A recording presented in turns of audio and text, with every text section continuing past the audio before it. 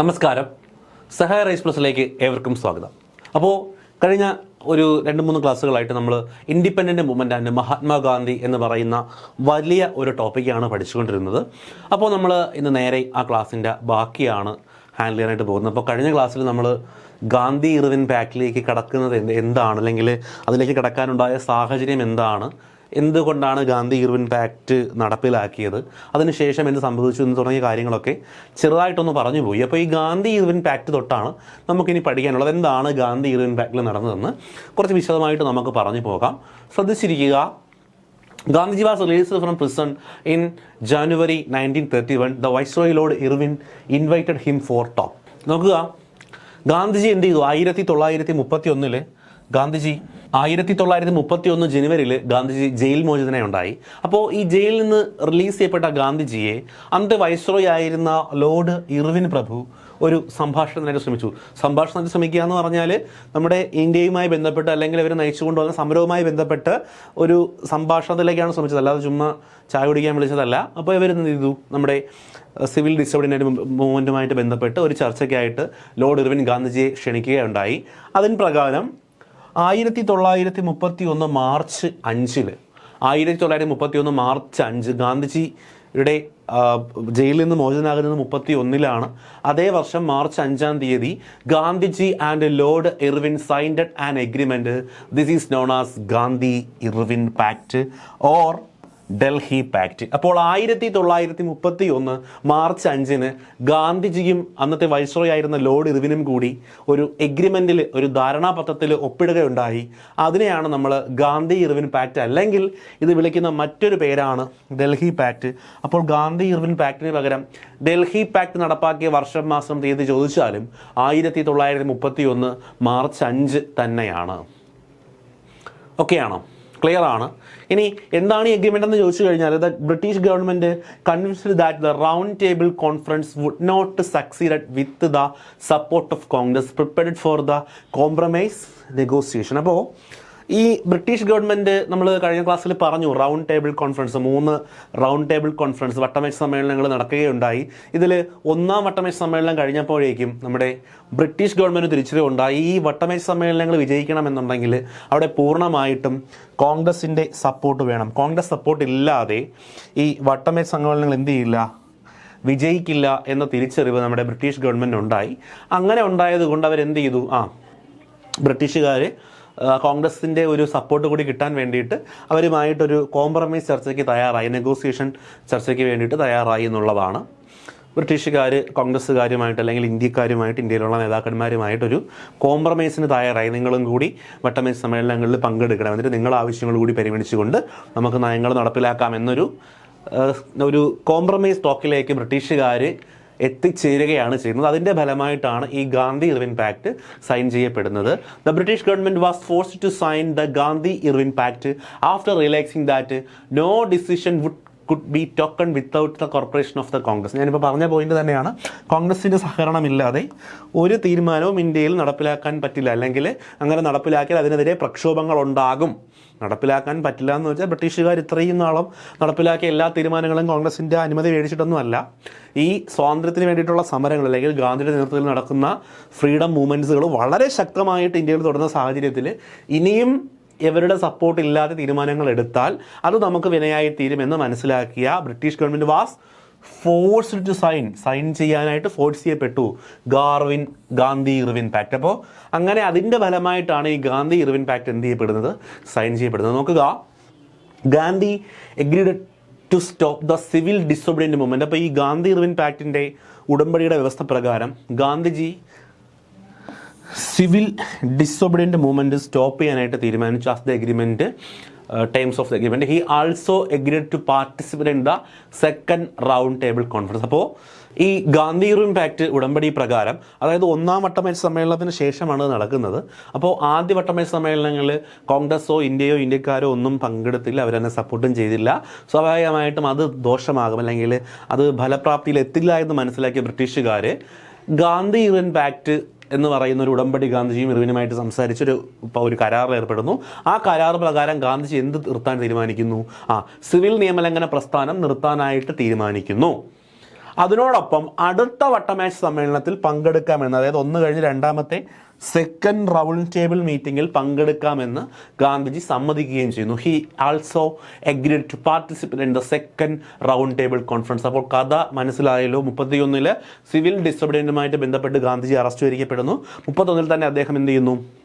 30 arrest വരിക്കപ്പെടുന്നു. 31 അദ്ദേഹം jail മോചിതനാകുന്നു. അതേ വർഷം മാർച്ച് 5 ഗാന്ധിജിയും വൈസ്രോയി ആയിരുന്ന ഇർവിനും തമ്മിൽ ഒരു കരാറിൽ ഒപ്പിടുന്നു. അതാണ് ഗാന്ധി ഇർവിൻ പാക്ട്. ഈ പാക്ട് പ്രകാരം ഗാന്ധിജി എന്ത് ചെയ്യുന്നു? സിവിൽ ഡിസൊബീഡിയൻറ്റ് മൂവ്മെൻറ്റ് അവസാനിപ്പിക്കുകയും അടുത്ത വട്ടമേശ സമ്മേളനത്തിൽ പങ്കെടുക്കാൻ തയ്യാറാവുകയും ചെയ്യുന്നു. എന്താണ് ഈ ഗാന്ധി ഇർവിൻ പാക്ടിലേക്ക് നയിച്ചതെന്ന് ചോദിച്ചു കഴിഞ്ഞാൽ, ബ്രിട്ടീഷുകാർക്ക് ഇന്ത്യക്കാരുടെ അല്ലെങ്കിൽ പ്രധാനമായിട്ടും കോൺഗ്രസിൻ്റെ സപ്പോർട്ട് ഇല്ലാതെ ഈ വട്ടമേശ സമ്മേളനങ്ങൾ വിജയിക്കില്ല എന്ന്, അല്ലെങ്കിൽ അവരുടെ തീരുമാനങ്ങളൊന്നും നടപ്പിലാക്കാൻ പറ്റില്ല എന്നൊരു തിരിച്ചറിവിൻ്റെ ഫലമായിട്ട് അവർ ഈ ഗാന്ധി ഇർവിൻ പാക്ട് പോലെയുള്ള ഉടമ്പടിയിൽ സൈൻ ചെയ്യപ്പെടാൻ നിർബന്ധിതരാകുകയാണ് ചെയ്യുന്നത് എന്ന് മനസ്സിലാക്കുക. The government agreed to release all prisoners except those who had engaged in violence act during the unrest. അപ്പോൾ ഗാന്ധിജി എന്ത് ചെയ്തു? സിവിൽ ഡിസൊബീഡിയൻറ്റ് ഞാൻ നിർത്താം, പോരാത്തതിന് അടുത്ത വട്ടമേശ സമ്മേളനത്തിൽ ഞാൻ പങ്കെടുക്കുകയും ചെയ്യാം എന്ന കരാറിൽ ഗാന്ധിജി ഉറച്ചു നിന്നു, അല്ലെങ്കിൽ ഗാന്ധിജി അങ്ങനെ ഒരു കരാറിൽ സമ്മതിച്ചു. പക്ഷേ പകരം ബ്രിട്ടീഷ് ഗവൺമെൻറ് എന്ത് സമ്മതിക്കേണ്ടി വന്നു?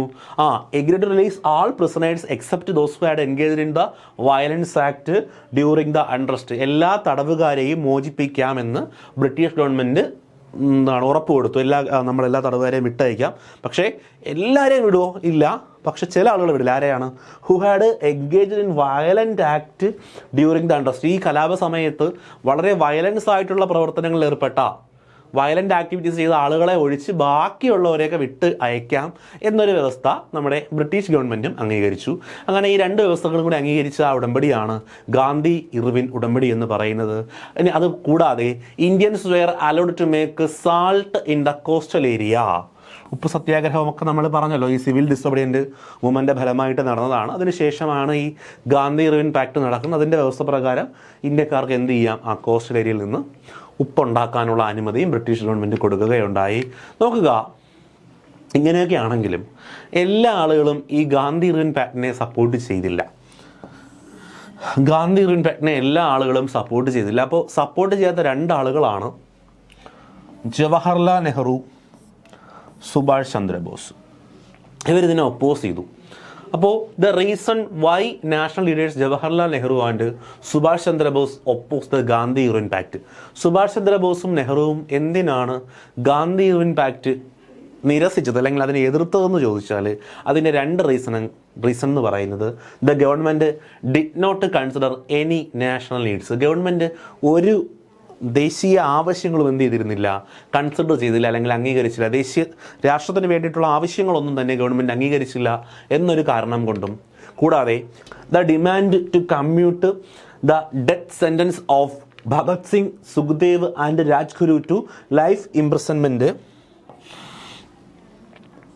Was not accepted. നമ്മുടെ ഭഗത് സിംഗ്, സുഖ്ദേവ്, രാജ്ഗുരു തുടങ്ങിയ 3 വിപ്ലവകാരികളെ തൂക്കിക്കൊല്ലാനായിട്ട് ബ്രിട്ടീഷ് ഗവൺമെൻറ് തീരുമാനിക്കുകയുണ്ടായി. അത് മാറ്റി അവരുടെ ശിക്ഷ ജീവപര്യന്തമാക്കി കൊടുക്കണമെന്ന് ഒരാവശ്യം നമ്മൾ ഇന്ത്യക്കാരല്ലെങ്കിൽ ഇന്ത്യൻ ലീഡേഴ്സ് ഗാന്ധിജിയുടെ നേതൃത്വത്തിലുള്ള ഗാന്ധി ഇന്ത്യക്കാരെ മുന്നോട്ട് വയ്ക്കുകയുണ്ടായി. അത് ബ്രിട്ടീഷുകാർ അംഗീകരിച്ചില്ല, പറ്റില്ല എന്ന് പറഞ്ഞു. അപ്പോൾ ഈ 2 കാരണങ്ങൾ കൊണ്ട് ജവഹർലാൽ നെഹ്റുവും സുഭാഷ് ചന്ദ്രബോസും ഗാന്ധി ഇർവിൻ പാക്ട് അംഗീകരിച്ചില്ല. പക്ഷേ ബാക്കിയുള്ള ആളുകളും കോൺഗ്രസും ഒക്കെ അംഗീകരിച്ചു, ഗാന്ധിജിയും അംഗീകരിച്ചു. അപ്പോൾ അതാണ് ഇവിടെ സംഭവിക്കുന്നത്. അപ്പോൾ എന്തുകൊണ്ടാണ് നെഹ്റുവും സുഭാഷ് ചന്ദ്രബോസും ഇത് അംഗീകരിക്കാത്തതെന്ന് ചോദിച്ചാൽ 2 കാരണങ്ങൾ. അവർ എന്ത് ചെയ്തില്ല? The government did not consider any national needs ഒന്നും ഗവൺമെൻറ് കൺസിഡർ ചെയ്തില്ല, ഒന്നാമത്തെ കാര്യം. രണ്ടാമത്തെ കാര്യം, the demand to commute death sentence of Bhagat Singh, Sukhdev, Rajguru. Bhagat Singh, Sukhdev, Rajguru തുടങ്ങിയ ആളുകളുടെ വധശിക്ഷ ജീവപര്യന്തമായി ഇളവ് ചെയ്ത് നൽകണമെന്ന് ആവശ്യപ്പെട്ടതും ബ്രിട്ടീഷുകാർ അംഗീകരിച്ചില്ല. ഈ 2 കാരണങ്ങൾ കൊണ്ട് ഗാന്ധി ഇർവിൻ പാക്ടിലെ എതിർത്ത 2 ദേശീയ നേതാക്കളാണ് ജവഹർലാൽ നെഹ്റുവും സുഭാഷ് ചന്ദ്രബോസും. ക്ലിയർ അല്ലേടെ? ക്ലിയർ ആണ്, ഓക്കെ ആണ്, മനസ്സിലാകും എന്ന് വിശ്വസിക്കുന്നത്. അടുത്ത സ്ലൈഡിലേക്ക് പോവുകയാണ്.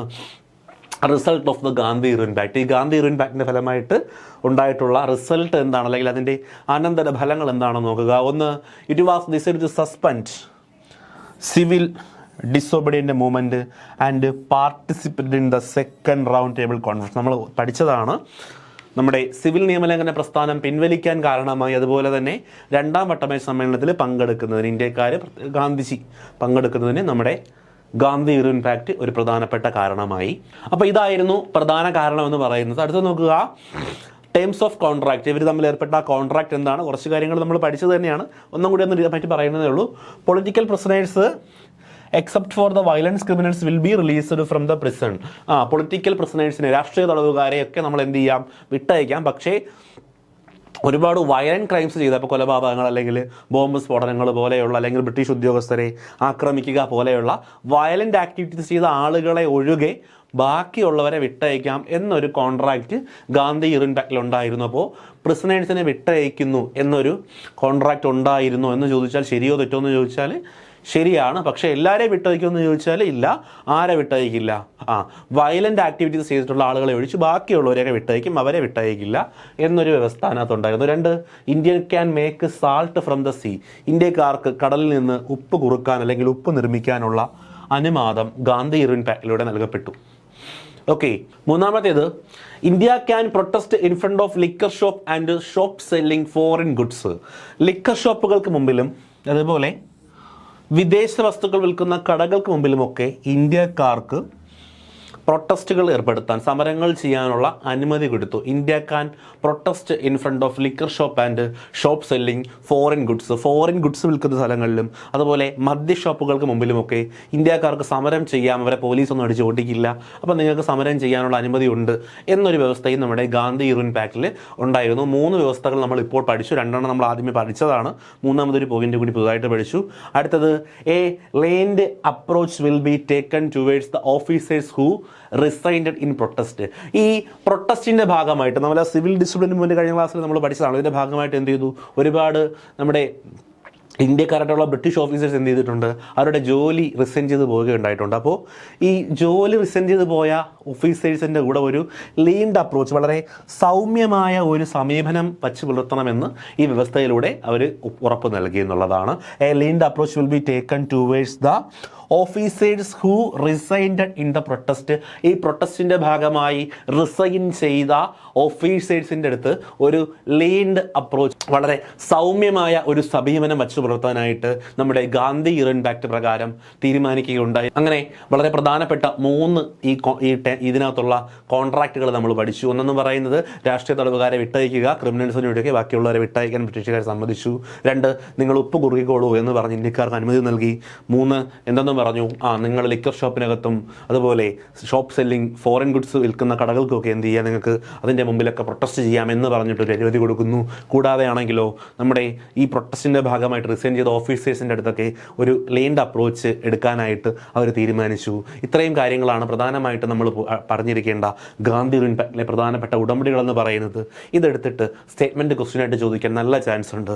നോക്കുക, ടേംസ് അക്സെപ്റ്റഡ് ബൈ ഗാന്ധിജി. ഗാന്ധിജിയിൽ എന്തെല്ലാം കാര്യങ്ങൾ അംഗീകരിച്ചു എന്ന് ചോദിച്ചാൽ, the civil disobedient will end. Civil disobedient നിർത്താനായിട്ട് ബ്രിട്ടീഷുകാർ ഗാന്ധിജിയോട് ആവശ്യപ്പെട്ടു. അത് ഗാന്ധിജി അംഗീകരിച്ചു. ഗാന്ധിജി അംഗീകരിച്ച ആവശ്യങ്ങൾ, ഗാന്ധിജിയും ഇർവിനും തമ്മിലല്ലേ പാക്ട് ഒപ്പിട്ടത്. അപ്പോൾ ബ്രിട്ടീഷുകാർ കുറേ ആവശ്യങ്ങൾ, ഇന്ത്യക്കാരുടെ കുറേ ആവശ്യങ്ങൾ അംഗീകരിച്ചു എന്ന് വരുത്തി. ശരിക്കും ബ്രിട്ടീഷുകാർ അംഗീകരിച്ച ആവശ്യങ്ങൾ നിങ്ങളുടെ യുക്തിക്ക് നിങ്ങൾ ആലോചിച്ച് നോക്കുക, ഇന്ത്യക്കാർക്ക് വേണ്ടിയിട്ടുള്ളതാണോ എന്ന്. അങ്ങനെ എല്ലാ ആവശ്യങ്ങളും അംഗീകരിക്കുന്നത് കൊണ്ടാണ് നമ്മുടെ ജവഹർലാൽ നെഹ്റു, സുഭാഷ് ചന്ദ്രബോസും ഒക്കെ അത് എതിർത്തത്. അപ്പോൾ അതിന് പകരമായിട്ട് ഗാന്ധിജി കുറേ കാര്യങ്ങൾ അംഗീകരിക്കണമെന്ന് ബ്രിട്ടീഷുകാർ പറഞ്ഞു. അതിൽ ഗാന്ധിജി അംഗീകരിച്ച കാര്യങ്ങളാണ് നമ്മൾ പഠിക്കാൻ പോകുന്നത്. 1, സിവിൽ ഡിസോബിഡിയൻ്റ് സ്ട്രൈക്ക് അദ്ദേഹം എൻഡ് ചെയ്തു. 2, Indian leaders will participate in the second round table meeting. ഇന്ത്യക്കാരായിട്ടുള്ള നേതാക്കൾ രണ്ടാം വട്ടമേശ സമ്മേളനത്തിൽ പങ്കെടുക്കാം എന്നുള്ള ഒരു വ്യവസ്ഥ ഗാന്ധിജി അക്സെപ്റ്റ് ചെയ്തു, അംഗീകരിച്ചു. അദ്ദേഹം പങ്കെടുക്കാൻ തയ്യാറായി. ഈ ഒന്നാം വട്ടമേശ സമ്മേളനത്തിൽ ഏതെങ്കിലും ഇന്ത്യക്കാർ പങ്കെടുത്തിട്ടുണ്ടോ? അതേ, ഒരു ഇന്ത്യക്കാരെയും പങ്കെടുത്തിട്ടില്ലേ? നമ്മൾ പറഞ്ഞു ഒന്നാം വട്ടമേശ സമ്മേളനത്തിൽ ഇന്ത്യക്കാരുടെ ഒരു സപ്പോർട്ട് ഇല്ലായിരുന്നു എന്നാണ് നമ്മൾ പറഞ്ഞത്. ഇന്ത്യക്കാരുടെ അല്ല, പ്രത്യേകിച്ച് കോൺഗ്രസിൻ്റെ ഒരു സപ്പോർട്ട് ഇല്ലായിരുന്നു എന്നാണ് നമ്മൾ പറഞ്ഞത്. ഇന്ത്യക്കാർ പങ്കെടുത്തിട്ടുണ്ട്, അതിനെപ്പറ്റി നമ്മൾ അങ്ങോട്ട് പറയുന്നുണ്ട്. 3 വട്ടമേശ സമ്മേളനങ്ങളിൽ ഇന്ത്യക്കാർ പങ്കെടുത്തിട്ടുണ്ട്. പക്ഷേ പ്രമുഖ നേതാക്കൾ അല്ലെങ്കിൽ നമ്മുടെ പൂർണ്ണമായും കോൺഗ്രസിന് ഒരു പിന്തുണ കിട്ടിയിട്ടില്ല എന്നുള്ളതായിരുന്നു. നോക്കുക, 3ാമത്തെ point, India will not boycott all foreign goods. എല്ലാ വിദേശ വസ്തുക്കളും ഇന്ത്യക്കാർ ബഹിഷ്കരിക്കില്ല എന്നൊരു വ്യവസ്ഥ ഗാന്ധിജി അംഗീകരിച്ചു. ഫോറിൻ ഗുഡ്സ് എന്ത് ചെയ്യാൻ ബോയ്ക്കോട്ട് ചെയ്യും, പക്ഷേ എല്ലാ സാധനങ്ങളും നമ്മളങ്ങനെ ബോയ്ക്കോട്ട് ചെയ്യുന്നില്ല എന്നൊരു തീരുമാനത്തിലേക്ക് ഗാന്ധിജി എത്തി. അപ്പം മുമ്പ് എന്തായിരുന്നു, കോർട്ട്, അതുപോലെ ഫോറിൻ ഗുഡ്സ്, അതുപോലെ എഡ്യൂക്കേഷൻ ഇൻസ്റ്റിറ്റ്യൂട്ട് തുടങ്ങിയ സകല സാധനങ്ങളും ബോയ്ക്കോട്ട് ചെയ്യാനായിട്ടാണ് ഗാന്ധിജി ആഹ്വാനം ചെയ്തത്. പക്ഷെ നമ്മുടെ ഗാന്ധി ഇർവിൻ പാക്ട് ഉടമ്പടിയുടെ ഫലമായിട്ട് India will not boycott all foreign goods, എല്ലാ വിദേശ വസ്തുക്കളും നമ്മൾ ബോയ്ക്കോട്ട് ചെയ്യില്ല എന്നൊരു വ്യവസ്ഥയിലേക്ക് ഗാന്ധിജി എത്തി. അടുത്തത്, India will not determine an investigation into police brutality. Police ബ്രൂട്ടാലിറ്റിയെ കുറിച്ച്, പോലീസുകാരെ നടത്തിയിട്ടുള്ള ബ്രൂട്ടാലിറ്റി അല്ലെങ്കിൽ ക്രൂരകൃത്യങ്ങളെ കുറിച്ചിട്ട് അന്വേഷിക്കണമെന്നൊരു ഡിമാൻഡ് നമ്മൾ മുൻപോട്ട് വയ്ക്കില്ല എന്നൊരു വ്യവസ്ഥ ഗാന്ധിജി അംഗീകരിച്ചു. നോക്കിക്കേ, India will not demand an investigation. India ഒരു ഇൻവെസ്റ്റിഗേഷൻ ഡിമാൻഡ് ചെയ്യില്ല. എന്തിനെക്കുറിച്ച്? Into the police brutality. British police നടത്തിയ ബ്രൂട്ടാലിറ്റിയെ കുറിച്ച് ഒരു അന്വേഷണം വേണമെന്ന് ഇന്ത്യക്കാർ മുറവിളി കൂട്ടില്ല എന്നൊരു വ്യവസ്ഥയും ഗാന്ധിജി അംഗീകരിച്ചു. നോക്കുക, ഗാന്ധിജി അംഗീകരിച്ച വ്യവസ്ഥകൾ 4 പഠിച്ചു. ഒക്കെയാണ്, ക്ലിയർ ആണ്. ആദ്യത്തെ 2 നമ്മൾ പഠിച്ചതാണ്. സിവിൽ ഡിസോർഡിനറി മൂവ്മെൻറ്റ് നിർത്തി. സെക്കൻഡ് റൗണ്ട് ടേബിൾ കോൺഫറൻസിൽ ഇന്ത്യൻ ലീഡേഴ്സ് പങ്കെടുക്കുമെന്ന് ഉറപ്പ് നൽകി. അതുപോലെ ഇന്ത്യക്കാർ എന്ത് ചെയ്യില്ല, എല്ലാ ഫോറിൻ ഗുഡ്സൊന്നും നമ്മളിനി ബഹിഷ്കരിക്കാൻ പോകുന്നില്ല എന്നൊരു വ്യവസ്ഥയിലേക്ക് എത്തിച്ചേർന്നു. അടുത്തത്, India will not demand an investigation into police brutality തുടങ്ങിയ കാര്യങ്ങളാണ് ഗാന്ധിജി അക്സെപ്റ്റ് ചെയ്ത ടേം എന്ന് പറയുന്നത്. അപ്പോൾ ഗാന്ധി ഇർവിൻ പാക്ട് ഫലമായിട്ട് ബ്രിട്ടീഷുകാർ മുൻപോട്ട് വെച്ച കോൺട്രാക്റ്റുകൾ നമ്മൾ പഠിച്ചു. അതിനകത്ത് ഗാന്ധിജി അക്സെപ്റ്റ് ചെയ്ത ടേംസ് ആൻഡ് കണ്ടീഷൻസ് നമ്മൾ പഠിച്ചു. ബാക്കി നോക്കുക, റൗണ്ട് ടേബിൾ കോൺഫറൻസ്. ഇനി നമ്മൾ പഠിക്കാൻ പോകുന്നത് റൗണ്ട് ടേബിൾ കോൺഫറൻസിനെ കുറിച്ചിട്ടാണ്. ഏകദേശം 30 മുതൽ 32 വരെ, 30, 31, 32 ഈ കാലഘട്ടങ്ങളിലാണ് റൗണ്ട് ടേബിൾ കോൺഫറൻസ് നടക്കുന്നത്. 3 നടന്നിട്ടുണ്ട്. First round table conference, second round table conference, third round table conference. 1, 2, 3 ഇങ്ങനെയാണ് വട്ടമേശ സമ്മേളനങ്ങൾ നടന്നത്. നോക്കുക, an all party conference convened to discuss the administrative reforms to be implemented in India and Simon Commission report. അപ്പോൾ എന്തിനു വേണ്ടിയിട്ടാണ് ഈ round table conference കൊണ്ടുവന്നത്, അല്ലെങ്കിൽ എന്തിനു വേണ്ടിയിട്ടാണ് നടക്കുന്നതെന്ന് ചോദിച്ചു കഴിഞ്ഞാൽ ഇതൊരു ആൾ പാർട്ടി കോൺഫറൻസ് ആണ്. എല്ലാ പാർട്ടിക്കാരെയും ഉൾപ്പെടുത്തിക്കൊണ്ടുള്ളൊരു കോൺഫറൻസ് ആണ്. Convened to discuss the administrative reforms to be implemented in India and the Simon commission.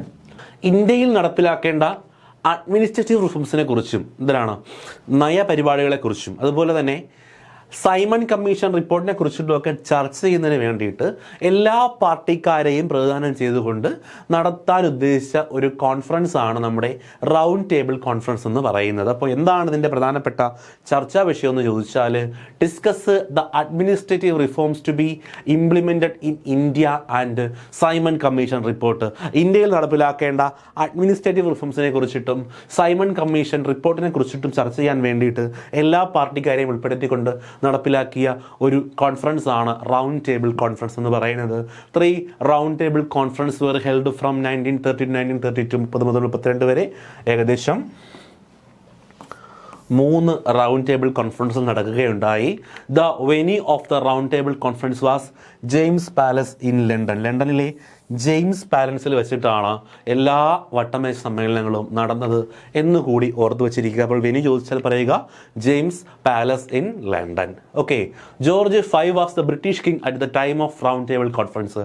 ഈ വട്ടമേശ സമ്മേളനങ്ങൾ നടന്നുകൊണ്ടിരുന്ന സമയത്തെ നമ്മുടെ ബ്രിട്ടനിലെ കിങ് ആരെന്ന് ചോദിച്ചാൽ അദ്ദേഹത്തിൻ്റെ പേര് ജോർജ് 5 എന്നാണ്. Was the British king at the time of round table conference. Round table conference നടന്നുകൊണ്ടിരുന്ന സമയത്തെ ബ്രിട്ടീഷ് രാജാവിൻ്റെ പേര് ചോദിച്ചാൽ പറയുക അത് ജോർജ് 5 എന്നാണ്.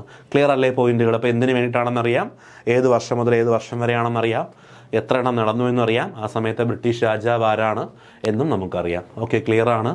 നോക്കുക, The round table conference were chaired by British Prime Minister Ramsay MacDonald. അപ്പോൾ ബ്രിട്ടീഷ് രാജാവ് ജോർജ് 5 എന്നാൽ ഈ റൗണ്ട് ടേബിൾ കോൺഫറൻസ് നടക്കുന്ന സമയത്ത് ബ്രിട്ടീഷ് പ്രധാനമന്ത്രിയാണ് റംസേ മക്ഡൊണാൾഡ്. ആ സമയത്ത് ബ്രിട്ടീഷ് പ്രധാനമന്ത്രിയുടെ കസേര അലങ്കരിച്ചിരുന്ന വ്യക്തിയാണ് മിനിസ്റ്റർ റംസേ മക്ഡൊണാൾഡ് എന്ന് പറയുന്ന വ്യക്തി. റംസേ മക്ഡൊണാൾഡ് എന്ന് പറയുന്ന ബ്രിട്ടീഷ് വ്യക്തിയായിരുന്നു ബ്രിട്ടീഷ് പ്രധാനമന്ത്രി. രാജാവിൻ്റെ പേര് ജോർജ് 5. ക്ലിയർ അല്ലേ പോയിന്റുകൾ ക്ലിയർ അല്ലേ? നമുക്ക് ആദ്യം നമ്മൾ പഠിക്കാൻ പോകുന്നു ഫസ്റ്റ് റൗണ്ട് ടേബിൾ കോൺഫറൻസ് അല്ലെങ്കിൽ ഒന്നാം വട്ടമേശ സമ്മേളനം. ഒന്നാം വട്ടമേശ സമ്മേളനം നടന്ന വർഷം 1930 the year with the first round table conference was convened by British government in London 1930 ആദ്യമായി നടന്നത്. The announcement in this regard was made by viceroy Lord Irwin in 1929. 1930 ലണ്ടനിൽ വെച്ചിട്ട് ഇങ്ങനെ ഒരു ഒന്നാം വട്ടമേശ സമ്മേളനം നടക്കുന്നു എന്നൊരു അനൗൺസ്മെൻറ്റ് കൊടുത്ത വ്യക്തി ലോർഡ് ഇർവിനാണ്. അങ്ങനെ ഒരു അനൗൺസ്മെൻറ്റ് പോയത് 29. ഓക്കെ, 29 ലോർഡ് ഇർവിൻ അനൗൺസ് ചെയ്യുന്നു, 30 എന്ത് ചെയ്യുന്നു, ലണ്ടനിൽ വെച്ചിട്ട് വട്ടമേശ സമ്മേളനം നടക്കുന്നു. Congress did not participate in this Congress. ഈ സമ്മേളനത്തിൽ എന്ത് ചെയ്തിരുന്നില്ല, കോൺഗ്രസ് പങ്കെടുത്തിരുന്നില്ല. ഞാൻ തുടക്കത്തിലേ പറഞ്ഞതാണ്, കോൺഗ്രസ് എന്ത് ചെയ്തില്ല, ഒന്നാം വട്ടമേശ സമ്മേളനത്തിൽ പങ്കെടുത്തില്ല. അപ്പോൾ കോൺഗ്രസിൻ്റെ സപ്പോർട്ട് കൂടി വേണം എന്നുള്ളത് കൊണ്ടാണ് ഇത് കഴിഞ്ഞ ശേഷം ഗാന്ധി ഇർവിൻ ഉടമ്പടിയിലേക്ക് ബ്രിട്ടീഷുകാരെ നീങ്ങുന്നത്. ഓക്കെ, നോക്കുക, കോൺഗ്രസ് പങ്കെടുത്തില്ല എന്നേ പറഞ്ഞുള്ളൂ. ഞാൻ നേരത്തെ പറഞ്ഞു ഇന്ത്യയിലെ ചില പ്രധാനപ്പെട്ട നേതാക്കളും ചില സംഘടനകളും ഒക്കെ പങ്കെടുത്തിട്ടുണ്ട്. അതേപോലെ നോക്കിച്ചു കഴിഞ്ഞാൽ റെപ്രസെൻറ്റേറ്റീവ്സ് ഓഫ് ഹിന്ദു മഹാസഭയെ പ്രതിനിധീകരിച്ചുകൊണ്ട് ആളുകൾ പങ്കെടുത്തിട്ടുണ്ട്. മുസ്ലിം ലീഗിനെ പ്രതിനിധീകരിച്ചിട്ടുണ്ട് ആളുകൾ പങ്കെടുത്തിട്ടുണ്ട്. സിഖ് സഭയെ പ്രതിനിധീകരിച്ചിട്ടുണ്ട് ആൾ പങ്കെടുത്തിട്ടുണ്ട്. ലിബറൽ ഫെഡറേഷൻ തുടങ്ങിയ സംഘടനകളെ പ്രതിനിധീകരിച്ചിട്ടുണ്ട് എന്ത് ചെയ്തിട്ടുണ്ട്, ഒന്നാം വട്ടമേശ സമ്മേളനത്തിൽ ഇന്ത്യയിൽ നിന്ന് ആളുകൾ പങ്കെടുത്തിട്ടുണ്ട്. അപ്പോൾ ഹിന്ദു മഹാസഭയുടെ റെപ്രസെൻറ്റേറ്റീവ്സ്, മുസ്ലിം ലീഗിൻ്റെ റെപ്രസെൻറ്റേറ്റീവ്സ്, സിഖ് സഭയുടെ റെപ്രസെൻറ്റേറ്റീവ്സ്, ലിബറൽ ഫെഡറേഷൻ്റെ റെപ്രസെൻറ്റേറ്റീവ്സ്, അങ്ങനെ ഒന്നാം വട്ടമേശ സമ്മേളനത്തിൽ പങ്കെടുത്ത ഇന്ത്യക്കകത്തുള്ള ചില സംഘടനകളാണ് ഇവിടെ തന്നിരിക്കുന്നത്. ഓക്കെ, പക്ഷേ നമ്മുടെ കോൺഗ്രസ് എന്ത് ചെയ്തില്ല, ഒന്നാം വട്ടമേശ സമ്മേളനത്തിൽ പങ്കെടുത്തില്ല. INC പങ്കെടുത്തിരുന്നില്ല എന്നുള്ളതാണ്. ഡോക്ടർ BR അംബേദ്കർ പങ്കെടുത്തു. അദ്ദേഹം റെപ്രസെൻ്റ് ചെയ്തത് അൺപ്രിവിലേജ്ഡ് സെക്ഷനെയാണ്. അധസ്ഥിത വിഭാഗക്കാരെ പ്രതിനിധീകരിച്ചുകൊണ്ട് BR അംബേദ്കർ എന്ത് ചെയ്തു, ഒന്നാം വട്ടമേശ സമ്മേളനത്തിൽ പങ്കെടുക്കുകയുണ്ടായി. അപ്പോൾ അൺപ്രിവിലേജ്ഡ് സെക്ഷനെ, അധസ്ഥിതരായിട്ടുള്ള ആളുകളെ പ്രതിനിധീകരിച്ചുകൊണ്ട് നമ്മുടെ ഒന്നാം വട്ടമേശ സമ്മേളനത്തിൽ പങ്കെടുത്ത വ്യക്തിയാണ് BR Ambedkar. Prominent participants include BR Ambedkar unprivileged സെക്ഷനാണ്. മുഹമ്മദ് അലി ജിന്ന ആരെ പ്രതിനിധീകരിച്ചുകൊണ്ടായിരിക്കും, മുസ്ലിം ലീഗിനെ പ്രതിനിധീകരിച്ചുകൊണ്ടായിരിക്കും. ആഘാ ഖാൻ, തേജ് ബഹദൂർ സപ്രു ആൻഡ് ജയക്കർ തുടങ്ങിയ ആളുകളൊക്കെ ഈ ഒന്നാം വട്ടമേശ സമ്മേളനത്തിൽ പങ്കെടുത്ത ഇന്ത്യക്കാരാണ്. ഓക്കെ, അപ്പോൾ നമ്മൾ ആലോചിച്ചു നോക്കി, എന്തിനാ ഗാന്ധി ഇർവിൻ പാക്ട് നടന്നപ്പോൾ രണ്ടാം വട്ടമേശ സമ്മേളനത്തിൽ ലീഡേഴ്സ് പങ്കെടുക്കുമെന്ന് പറഞ്ഞത്? അപ്പോൾ ഒന്നാം വട്ടമേശ സമ്മേളനത്തിൽ ലീഡേഴ്സ് പങ്കെടുത്തില്ലേ? ഒന്നാം വട്ടമേശ സമ്മേളനത്തിൽ പങ്കെടുത്ത ലീഡേഴ്സ് ആരും INC പ്രതിനിധീകരിച്ചുകൊണ്ട് അല്ലെങ്കിൽ കോൺഗ്രസിനെ പ്രതിനിധീകരിച്ചുകൊണ്ടോ പോയവരല്ല. അവർ പോയ സംഘടനകളാണ് നമ്മളിവിടെ പഠിച്ചത്. ഈ ഒരു സംഘടനകളെ പ്രതിനിധീകരിച്ചുകൊണ്ട് പങ്കെടുത്തവരാണ്. പക്ഷേ നമുക്കറിയാം, നമ്മൾ INC തൊട്ട് പഠിച്ചു വരുന്നതാണ്, ഏറ്റവും പ്രബലമായിട്ട് ഈ ഇന്ത്യയിൽ ഓരോ തീരുമാനങ്ങൾ നടപ്പിലാക്കാനും അല്ലെങ്കിൽ ബ്രിട്ടീഷുകാർക്ക് എന്തെങ്കിലുമൊക്കെ നടപ്പിലാക്കണമെങ്കിലും ഇതിൽ ഏറ്റവും കൂടുതൽ വേണ്ടത് ആരുടെ സപ്പോർട്ട് തന്നെ ആയിരുന്നു, INCയുടെ സപ്പോർട്ട് തന്നെ ആയിരുന്നു. അതുകൊണ്ടാണ് അവർ ഗാന്ധി ഇർവിൻ പാക്ട് എന്ന് പറയുന്നൊരു ഉടമ്പടി ഗാന്ധിജിയെ കൊണ്ട് സൈൻ ചെയ്യിക്കുകയും കോൺഗ്രസിൻ്റെ സപ്പോർട്ട് നേടിയെടുക്കുകയും ചെയ്തത്. ഓക്കെ, അപ്പോൾ പങ്കെടുത്ത ആളുകളുടെ പേര് ഒരിക്കൽ കൂടി ഒന്ന് പറയും, നിങ്ങൾ പറഞ്ഞേ. BR അംബേദ്കർ ഉണ്ട്, ജിന്നയുണ്ട്, ആഘാ ഖാൻ ഉണ്ട്, തേജ് ബഹദൂർ സപ്രു, ജയക്കർ തുടങ്ങിയ നേതാക്കന്മാർ എന്ത് ചെയ്തിട്ടുണ്ട്, നമ്മുടെ ഒന്നാം വട്ടമേശ സമ്മേളനത്തിൽ ഇന്ത്യയിൽ നിന്ന് പങ്കെടുത്തവരാണ്. The idea of making India and united nation was put forward by Tej Bahadur Sapru. അപ്പോൾ ഈ സമ്മേളനത്തിൽ ഇന്ത്യയെ ഒരു യുണൈറ്റഡ് നേഷൻ ആക്കുക എന്ന ഐഡിയ, എന്ന ആശയം മുമ്പോട്ട് വെച്ച വ്യക്തിയാണ് തേജ് ബഹദൂർ സപ്രു. ഇന്ത്യയെ ഒരു യുണൈറ്റഡ് നേഷനാക്കി മാറ്റുക എന്ന ആശയം ഒന്നാം വട്ടമേശ സമ്മേളനത്തിൽ മുന്നോട്ട് വെച്ച വ്യക്തിയുടെ പേരാണ് തേജ് ബഹദൂർ സപ്രു. ക്ലിയർ ആണ്, തേജ് ബഹദൂർ സപ്രു. നോക്കുക, ഇത്രയേ ഉള്ളൂ ഒന്നാം വട്ടമേശ സമ്മേളനം. നമ്മൾ നേരെ പോകുന്നു രണ്ടാം വട്ടമേശ സമ്മേളനം. വർഷം പഠിക്കാൻ എളുപ്പമാണ്. 30, 31, 32, 1, 2, 3, 30, 31, 32. അപ്പോൾ 30-ൽ ഒന്നാം വട്ടമേശ സമ്മേളനം. അടുത്ത് പഠിക്കുന്നു 32, ഒന്ന് രണ്ടാം വട്ടമേശ സമ്മേളനം 1931 രണ്ടാം വട്ടമേശ സമ്മേളനം. ഇത് നടക്കുന്ന സമയത്തെ വൈസ്രോയുടെ പേര് ചോദിച്ചാൽ പറയുക അത് ലോർഡ് വെല്ലിംഗ്ടൺ ആണ്. The viceroy of India during second round table. നല്ല ക്വസ്റ്റ്യൻ ആണ്. സെക്കൻഡ് റൗണ്ട് ടേബിൾ കോൺഫറൻസ് നടക്കുമ്പോൾ ഇന്ത്യയുടെ വൈസ്രോയ് ആയിരുന്ന വ്യക്തിയാണ് ലോർഡ് വെല്ലിംഗ്ടൺ എന്ന് പറഞ്ഞ് ലോർഡ് വെല്ലിംഗ്ടൺ. ക്ലിയർ ആണ്. നോക്കുക, the only round table conference attend by Gandhiji. ആ second round table conference Gandhiji പങ്കെടുത്ത ഒരേ ഒരു വട്ടമേശ സമ്മേളനമാണ് സെക്കൻഡ് റൗണ്ട് ടേബിൾ കോൺഫറൻസ്. അതിനെപ്പറ്റി ഞാൻ കൂടുതലൊന്നും പറയുന്നില്ല. കാര്യം അതെന്തുകൊണ്ടാണ് അല്ലെങ്കിൽ എന്താണ് അതിലേക്ക് നയിച്ചതെന്ന് നമ്മൾ പഠിച്ചു. ഗാന്ധി ഇർവിൻ പാക്റ്റിലെ വ്യവസ്ഥ പ്രകാരം അദ്ദേഹം എന്ത് ചെയ്തിട്ടുണ്ട്, സെക്കൻഡ് റൗണ്ട് ടേബിൾ കോൺഫറൻസിൽ പങ്കെടുത്തിട്ടുണ്ട്. നോക്കുക, name of the ship on which Gandhiji travelled to the London. Gandhiji ലണ്ടനിലേക്ക് പോയ കപ്പലിൻ്റെ പേരാണ് SS രാജ്പുത്താന. SS രാജ്പുത്താന അല്ലെങ്കിൽ SS രാജ്പുത്താന എന്ന് പറയുന്ന കപ്പലിലാണ് മഹാത്മാഗാന്ധി രണ്ടാം വട്ടമേശ സമ്മേളനത്തിൽ പങ്കെടുക്കാനായി ലണ്ടനിലേക്ക് പോയത്. ഈ വട്ടമേശ സമ്മേളനങ്ങളൊക്കെ നടന്നത് ലണ്ടനിൽ വെച്ചിട്ടാണ്. അപ്പോൾ ഇദ്ദേഹം ലണ്ടനിലേക്ക് പോയ കപ്പലിൻ്റെ പേരാണ് SS രാജ്പുത്താന. SS രാജ്പുത്താന എന്ന് പറയുന്ന കപ്പൽ. The unprivileged were represented by BR Ambedkar. രണ്ടാം സമ്മേളനത്തിലും അൺപ്രിവിലേജ്ഡ് ആയിട്ടുള്ള ആളുകളെ റെപ്രസെൻ്റ് ചെയ്ത വ്യക്തി എന്ന് പറയുന്നത് ഡോക്ടർ BR അംബേദ്കർ തന്നെയാണ്. BR അംബേദ്കർ തന്നെയാണ് നമ്മുടെ രണ്ടാം വട്ടമേശ സമ്മേളനത്തിലും അൺപ്രിവിലേജ്ഡ് ആയിട്ടുള്ള ആളുകൾ അല്ലെങ്കിൽ നമ്മുടെ അധസ്ഥിതരായിട്ടുള്ള പാവപ്പെട്ടവരായിട്ടുള്ള താഴേക്കിടയിൽ നിൽക്കുന്ന ആളുകളെ റെപ്രസെൻ്റ് ചെയ്ത വ്യക്തി BR അംബേദ്കറാണ്. 3 വട്ടമേശ സമ്മേളനങ്ങളും അൺപ്രിവിലേജ്ഡ് ആയിട്ടുള്ള ആളുകളെ റെപ്രസെൻ്റ് ചെയ്തത് BR അംബേദ്കർ തന്നെയാണ്. നമ്മളതിനെക്കുറിച്ച് പറയുന്നുണ്ട്. നോക്കുക, ക്ലിയർ ആണ്. അടുത്തത് Congress were represented by Gandhiji. Congress പങ്കെടുത്തു, കോൺഗ്രസിനെ റെപ്രസെൻ്റ് ചെയ്ത് വന്ന വ്യക്തിയാണ് ഗാന്ധിജി. അപ്പോൾ Congress was represented by Gandhiji. INC രണ്ടാം വട്ടമേശ സമ്മേളനത്തെ സപ്പോർട്ട് ചെയ്തു. അപ്പോൾ INCക്ക് വേണ്ടിയിട്ട് പങ്കെടുത്ത വ്യക്തിയാണ് ഗാന്ധിജി. ഓക്കെ, ഈ ഒരു ഉറപ്പാണ് ഗാന്ധി പാക്റ്റിൽ എന്ത് ചെയ്തത്, കൊടുത്തത്. The agreement that lead to the Gandhi's participation. Gandhi pact ആണ് നമ്മൾ പഠിച്ചതാണ്. ഓക്കെ, നോക്കുക, Madan Mohan Malaviya was Gandhiji's adviser at the conference. Second round table കോൺഫറൻസിൽ ഗാന്ധിജിയുടെ ഉപദേഷ്ടാവായിട്ട് പോയ വ്യക്തിയാണ് മദൻ മോഹൻ മാളവ്യ. Was Gandhiji's adviser. അപ്പോൾ ഗാന്ധിജിയുടെ അഡ്വൈസറായിട്ട് രണ്ടാം റൗണ്ട് ടേബിൾ കോൺഫറൻസിൽ പങ്കെടുത്ത വ്യക്തിയാണ് മദൻ മോഹൻ മാളവ്യ എന്ന് പറയുന്നത്. Represented Indian women's. ഇന്ത്യയിലെ സ്ത്രീകളെ പ്രതിനിധീകരിച്ചുകൊണ്ട് പങ്കെടുത്ത വ്യക്തിയാണ് സരോജിനി നായിഡു. നമ്മൾ പഠിക്കുന്നത് സെക്കൻഡ് റൗണ്ട് ടേബിൾ കോൺഫറൻസ് ആണ്.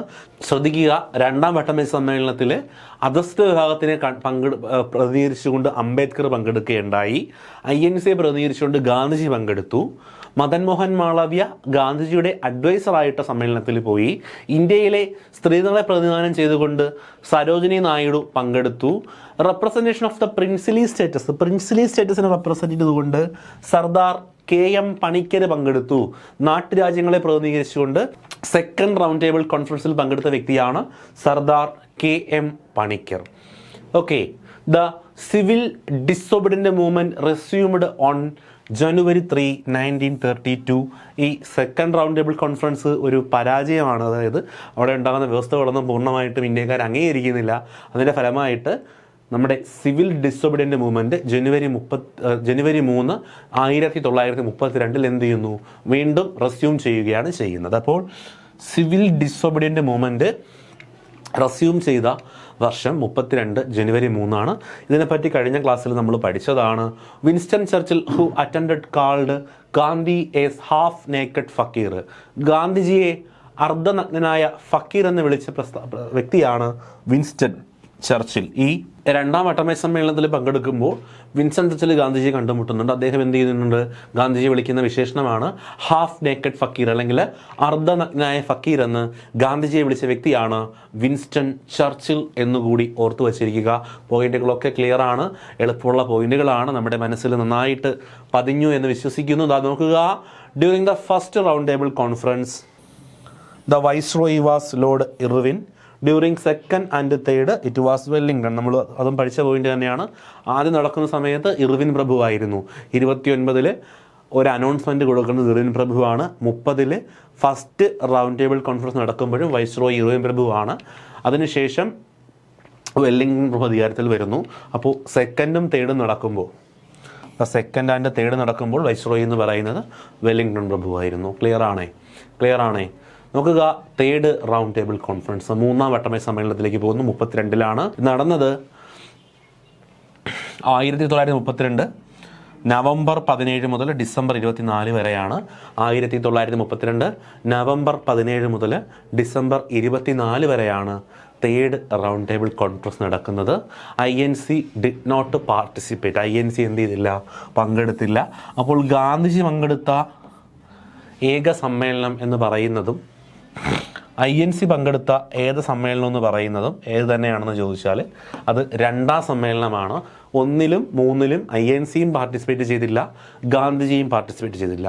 The leaders who participated in all 3 round table conference 3 സമ്മേളനങ്ങളും പങ്കെടുത്ത വ്യക്തികളാണ്. ഒരാളുടെ പേര് ഞാൻ ഇടയ്ക്ക് പറഞ്ഞു, BR അംബേദ്കർ, അതുപോലെ തേജ് ബഹദൂർ സപ്രു. BR അംബേദ്കർ നമ്മുടെ അൺപ്രിവിലേജ്ഡ് ആയിട്ടുള്ള ആളുകൾക്ക് വേണ്ടി അവരല്ലെങ്കിൽ അവരെ പ്രദാനം ചെയ്തുകൊണ്ട് പങ്കെടുത്ത വ്യക്തിയാണ് BR അംബേദ്കർ. ഓക്കെ, തേജ് ബഹദൂർ സപ്രു പങ്കെടുക്കുന്നത് ലിബറൽ പാർട്ടിയെ പ്രതിനിധീകരിച്ചുകൊണ്ടാണ്. നമ്മൾ പറയുന്നുണ്ട്, തേജ് ബഹദൂർ സപ്രു ലിബറൽ പാർട്ടിയെ പ്രതിനിധീകരിച്ചുകൊണ്ടാണ് പങ്കെടുക്കുന്നപ്പോൾ 3 വട്ടമേശ സമ്മേളനങ്ങളും പങ്കെടുത്ത ഇന്ത്യക്കാരെന്ന് പറയുന്നത് BR അംബേദ്കറും തേജ് ബഹദൂർ സപ്രുവുമാണ്. The British government issued a white paper summarising the discussion. അപ്പോൾ ഈ 3-ാം വട്ടമേശ സമ്മേളനങ്ങളിൽ ചർച്ച ചെയ്തിട്ടുള്ള ഡിസിഷൻസ് ഒക്കെ, പ്രധാനപ്പെട്ട തീരുമാനങ്ങളൊക്കെ പ്രസിദ്ധീകരിച്ചുകൊണ്ട് ബ്രിട്ടീഷുകാരൊരു വൈറ്റ് പേപ്പർ, ഒരു ധവളപത്രം പ്രസിദ്ധീകരിക്കുകയുണ്ടായി. മനസ്സിലായോ? അപ്പോൾ 32 നവംബർ 14 മുതൽ ഡിസംബർ 24 വരെയാണ് 3-ാം വട്ടമേശ സമ്മേളനം നടക്കുന്നത്. INC ഇതിൽ പങ്കെടുത്തില്ല. 3-ലും പങ്കെടുത്ത നേതാക്കളാണ് BR അംബേദ്കറും തേജ് ബഹദൂർ സപ്രുവും. ബ്രിട്ടീഷ് ഗവൺമെൻറ് 3-ാം വട്ടമേശ സമ്മേളനം കഴിഞ്ഞപ്പോൾ എന്ത് ചെയ്തു? ഈ വട്ടമേശ സമ്മേളനങ്ങൾ എടുത്ത തീരുമാനങ്ങൾ പ്രസിദ്ധീകരിച്ചുകൊണ്ടൊരു വൈറ്റ് പേപ്പർ സമ്മറൈസിങ് അല്ലെങ്കിൽ ഒരു ധവളപത്രം പ്രസിദ്ധീകരിക്കുകയുണ്ടായി എന്ന ഒരു ഫാക്റ്റ് കൂടി നമ്മൾ അറിഞ്ഞിരിക്കണം. Participants in all 3 round tables 3 വട്ടമേശ സമ്മേളനങ്ങളും പങ്കെടുത്ത പ്രതിനിധികളെയാണ് നമ്മൾ ഇവിടെ പഠിക്കാൻ പോകുന്നത്. പ്രതിനിധികളും അവർ പ്രദാനം ചെയ്യുന്ന പാർട്ടിയും, ലിബറൽ പാർട്ടിയെ പ്രദാനം ചെയ്തുകൊണ്ട് തേജ് ബഹദൂർ സപ്രു പങ്കെടുത്തു. ഹിന്ദുക്കളെ പ്രദാനം ചെയ്തുകൊണ്ട് MR ജയക്കർ എന്ന് പറയുന്ന വ്യക്തിയാണ് പങ്കെടുത്തത്. നന്നായിട്ട് നോക്കുക. ഓക്കെ, ഹിന്ദുക്കളെ പ്രദാനം ചെയ്തുകൊണ്ട് MR ജയക്കർ പങ്കെടുത്തു. 3 ലോവർ ക്ലാസ് അല്ലെങ്കിൽ നമ്മൾ നേരത്തെ പറഞ്ഞതുപോലെ അൺപ്രിവിലേജ്ഡ് ആയിട്ടുള്ള ആളുകളെ പ്രദാനം ചെയ്തുകൊണ്ട് BR അംബേദ്കർ. പ്രത്യേകത, തേജ് ബഹദൂർ സപ്രുവും BR അംബേദ്കറും ഇന്ത്യയിലെ 2 പ്രമുഖ ലീഡേഴ്സ് ആയിരുന്നു, അറിയപ്പെടുന്ന പ്രമുഖ 2 രാഷ്ട്രീയ നേതാക്കളായിരുന്നു. അതുകൊണ്ടാണ് നമ്മൾ the leaders who participated in all 3 round table conference എന്ന് പഠിച്ചത്. ഓക്കെ, അപ്പോൾ തേജ് ബഹദൂർ സപ്രു ലിബറൽ പാർട്ടിയുടെ നേതാവായിരുന്നു. അദ്ദേഹം ഇന്ത്യയിലെ തന്നെ ഒരു പ്രമുഖ നേതാവാണ്. അപ്പോൾ അദ്ദേഹം 3 വട്ടമേശ സമ്മേളനങ്ങളും പങ്കെടുത്തു. MR ജയക്കർ ഹിന്ദുക്കളെ പ്രദാനം ചെയ്തുകൊണ്ട് എല്ലാ വട്ടമേശ സമ്മേളനങ്ങളും പങ്കെടുത്തു. ലോവർ ക്ലാസ്സിനെ അല്ലെങ്കിൽ അൺപ്രിവിലേജ്ഡ് ആയിട്ടുള്ള ആളുകളെ പ്രദാനം ചെയ്തുകൊണ്ട് BR അംബേദ്കർ പങ്കെടുത്തു. സ്ത്രീകളെ പ്രദാനം ചെയ്തുകൊണ്ട് ബീഹം ജഹനാര ഷാനവാസ് 3 വട്ടമേശ സമ്മേളനങ്ങളും സ്ത്രീകളെ പ്രദാനം ചെയ്ത് പങ്കെടുത്ത വ്യക്തിയാണ് ബീഹം ജഹനാര ഷാനവാസ്. അപ്പോൾ നിങ്ങൾക്കൊരു ഡൗട്ട് നിങ്ങളുടെ മനസ്സിൽ വന്ന് കാണും. 2-ാം വട്ടമേശ സമ്മേളനത്തിൽ സ്ത്രീകളെ പ്രദാനം ചെയ്ത് പങ്കെടുത്ത വനിത സരോജിനി നായിഡു. അവിടെയും ബീഗം ജഹനാര ഷാനവാസ് ഉണ്ടായിരുന്നു. അവർ 3-ലും പങ്കെടുത്തു എന്നുള്ളതാണ്. ഓക്കെ, നോക്കുക. പാഴ്സി മതത്തിന് പ്രദാനം ചെയ്തുകൊണ്ട് പങ്കെടുത്ത വ്യക്തിയാണ് കോവാസ് ജി ജഹാംഗീർ. പാഴ്സി കഥയെ പ്രദാനം ചെയ്തുകൊണ്ട് പങ്കെടുത്ത വ്യക്തിയാണ് കോവാസ് ജി ജഹാംഗീർ. ഇനിയും കുറച്ച് പഠിക്കാനുണ്ട്, നമുക്ക് ഇത്രയൊന്ന് പഠിക്കാം. ഇതിൽ 2 നമ്മൾ പഠിച്ചു. ലിബറൽ പാർട്ടിയെ പ്രദാനം ചെയ്തുകൊണ്ട് തേജ് ബഹദൂർ സപ്രുവും ലോവർ ക്ലാസ്സിനെ പ്രദാനം ചെയ്തുകൊണ്ട് BR അംബേദ്കർ. അത് 2 പഠിച്ചേ, അതങ്ങോട്ട് മാറ്റി വെച്ചേക്കുക. ഇവർ 2 പ്രധാനപ്പെട്ട 2 നേതാക്കന്മാരാണ്. ഓക്കെ, ഹിന്ദുക്കളെ പ്രദാനം ചെയ്തുകൊണ്ട് MR ജയക്കർ പങ്കെടുത്തു. സ്ത്രീകളെ പ്രദാനം ചെയ്തുകൊണ്ട് ബീഗം ജഹനാര ഷാനവാസ് പങ്കെടുത്തു. പാഴ്സി മതക്കാരെ പ്രദാനം ചെയ്തുകൊണ്ട് കോവാസ് ജി ജഹാംഗീർ പങ്കെടുത്തു. നോക്കുക, ആംഗ്ലോ ഇന്ത്യൻസിനെ പ്രതിനിധീകരിച്ചുകൊണ്ട് ഹെൻറി ഗിഡ്നി പങ്കെടുത്തു. ആംഗ്ലോ ഇന്ത്യൻസിനെ പ്രതിനിധീകരിച്ചുകൊണ്ട് ഹെൻറി ഗിഡ്നി. നമുക്ക് ആദ്യത്തെ ഒരു 5 എണ്ണം ഒരുമിച്ച് പഠിക്കാം, അല്ലെങ്കിൽ എല്ലാം കൂടെ ആയാൽ നമ്മൾ മറന്നു. അത് കഴിഞ്ഞിട്ടുള്ളത് പിന്നെ ഒരുമിച്ച് പഠിക്കാം. ഓക്കെ, അപ്പോൾ ആംഗ്ലോ ഇന്ത്യൻസിനെ പ്രതിനിധീകരിച്ചുകൊണ്ട് ഹെൻറി ഗിഡ്നി പങ്കെടുത്തു. ഓക്കെ, നോക്കുക. ജസ്റ്റിസ് പാർട്ടിയെ പ്രതിനിധീകരിച്ചുകൊണ്ട് പങ്കെടുത്ത വ്യക്തിയാണ് ആർക്കോട്ട് രാമസ്വാമി മുതലിയാർ. ജസ്റ്റിസ് പാർട്ടിയെ പ്രതിനിധീകരിച്ചുകൊണ്ട് 3 വട്ടമേശ സമ്മേളനങ്ങളിലും പങ്കെടുത്ത വ്യക്തിയാണ് ആർക്കോട്ട് രാമസ്വാമി മുതലിയാർ. അപ്പോൾ ആംഗ്ലോ ഇന്ത്യനെ പ്രതിനിധീകരിച്ചുകൊണ്ട് ഹെൻറി ഗിഡ്നിയും ജസ്റ്റിസ് പാർട്ടിയെ പ്രതിനിധീകരിച്ചുകൊണ്ട് ആർക്കോട്ട് രാമസ്വാമി മുതലിയാറും പങ്കെടുത്തു. നോക്കുക, മുസ്ലിം ലീഗിനെ പ്രതിനിധീകരിച്ച വ്യക്തിയാണ് ആഘാ ഖാൻ. മുസ്ലിം ലീഗിനെ പ്രതിനിധീകരിച്ച് പങ്കെടുത്ത വ്യക്തി ആഘാ ഖാനാണ്. 3 സമ്മേളനങ്ങളിലും പങ്കെടുത്തത് ആഘാ ഖാൻ. യൂറോപ്യൻസിനെ പ്രതിനിധീകരിച്ചുകൊണ്ട് വ്യക്തിയാണ് ഹ്യൂബർട്ട് കാർ. യൂറോപ്യൻസിനെ പ്രതിനിധീകരിച്ച് പങ്കെടുത്ത വ്യക്തിയാണ് ഹ്യൂബർട്ട് കാർ. നോക്കുക, ബറോഡയെ പ്രതിനിധീകരിച്ചുകൊണ്ട് പങ്കെടുത്ത വ്യക്തിയാണ് VT കൃഷ്ണമാചാരി. ബറോഡ എന്ന് പറയുന്ന പ്രദേശത്തെ പ്രതിനിധീകരിച്ചുകൊണ്ട് പങ്കെടുത്ത വ്യക്തിയാണ് VT കൃഷ്ണമാചാരി. മൈസൂറിനെ പ്രതിനിധീകരിച്ചുകൊണ്ട് പങ്കെടുത്ത വ്യക്തിയാണ് സർ മിർസ ഇസ്മായിൽ. ഒരിക്കൽ കൂടി മുസ്ലിം ലീഗിനെ പങ്കെടുത്ത വ്യക്തി ആഘാ ഖാൻ. യൂറോപ്പിനെ പ്രതിനിധീകരിച്ചുകൊണ്ട് ഹ്യൂബർട്ട് കാർ. ഇത് രണ്ടും കൂടെ അങ്ങ് പഠിച്ചു വയ്ക്കുക. Muslim League Agha Khan, European Hubert Carr, Vadodara VT Krishnamachari, Mysore sir Mirza Ismail. Okay, ഹൈദരാബാദിനെ പ്രതിനിധീകരിച്ച വ്യക്തിയാണ് അക്ബർ ഹൈദരാലി. അക്ബർ ഹൈദരാലി. ഓക്കെയാണ്. അപ്പോൾ ഈ 3 നമുക്ക് ഒരുമിച്ച് പഠിക്കാം. 3 ഇന്ത്യയിലെ പ്രദേശങ്ങളാണ്. Vadodara VT Krishnamachari, Mysore sir Mirza Ismail, Hyderali Akbar Hyderali. Okay, ഹൈദരാബാദിനെ പ്രതിനിധീകരിച്ചുകൊണ്ട് പങ്കെടുത്ത വ്യക്തിയാണ് അക്ബർ ഹൈദരാലി. മുസ്ലിം ലീഗിനെ പ്രതിനിധീകരിച്ചുകൊണ്ട് ആഘാ ഖാൻ, യൂറോപ്പിനെ പ്രതിനിധീകരിച്ചുകൊണ്ട് ഹ്യൂബർട്ട് കാർ. ഓക്കെ, നോക്കുക, അങ്ങനെയാണെങ്കിൽ ജസ്റ്റിസ് പാർട്ടിയെ പ്രതിനിധീകരിച്ചുകൊണ്ട് പങ്കെടുത്ത വ്യക്തിയാണ് ആർക്കോട്ട് രാമസ്വാമി മുതലിയാർ. ആംഗ്ലോ യൂണിയനിസ്റ്റിനെ പ്രതിനിധീകരിച്ചുകൊണ്ട് ഹെൻറി ഗിഡ്നി എന്ന് പറയുന്ന വ്യക്തി പങ്കെടുത്തു. ലിബറൽ പാർട്ടിയും ലോവർ ക്ലാസും നമ്മൾ ആദ്യമേ പഠിച്ചതാണ്. തേജ് ബഹദൂർ സപ്രുവും BR അംബേദ്കറും ഇവരാണ് 3ലും പങ്കെടുത്ത ഇന്ത്യയിലെ പ്രമുഖ നേതാക്കൾ. ഹിന്ദുക്കളെ പ്രതിനിധീകരിച്ചുകൊണ്ട് MR ജയത്കർ, പാഴ്സി മതക്കാരെ പ്രതിനിധീകരിച്ചുകൊണ്ട് കോവാസ് G ജഹാംഗീർ പങ്കെടുത്തു.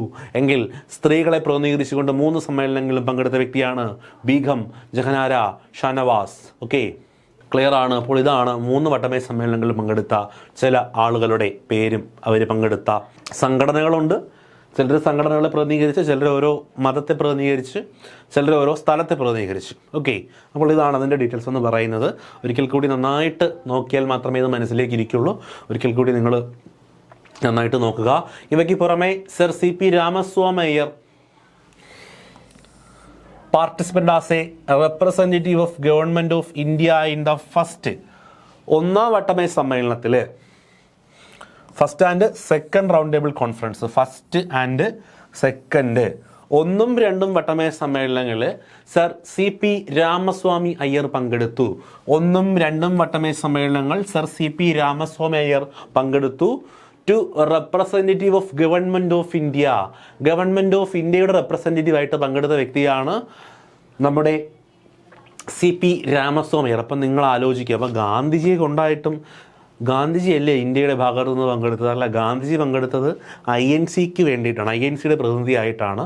ഗവൺമെൻറ് ഓഫ് ഇന്ത്യയുടെ പ്രതിനിധിയായി 2ലും 1ലും പങ്കെടുത്ത വ്യക്തി sir CP Ramaswamy Iyer. Clear ആണ്, അതിനെ മറക്കരുത്.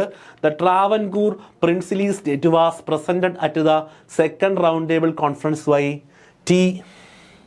ടി രാഘവയ്യ.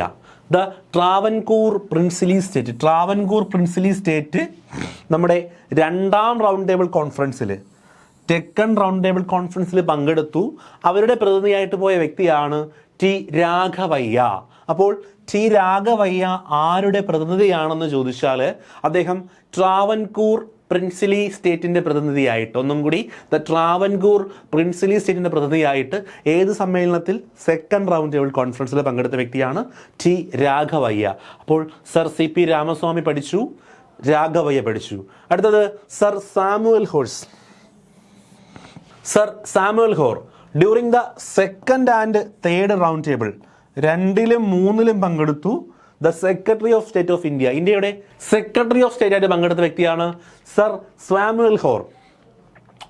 അപ്പോൾ 2ഉം 3ഉം വട്ടമേ സമ്മേളനങ്ങൾ ഇന്ത്യയുടെ സെക്രട്ടറി ഓഫ് സ്റ്റേറ്റ് ആയിട്ട് പങ്കെടുത്ത വ്യക്തിയാണ് സർ സാമുവൽ ഹോഴ്സ്.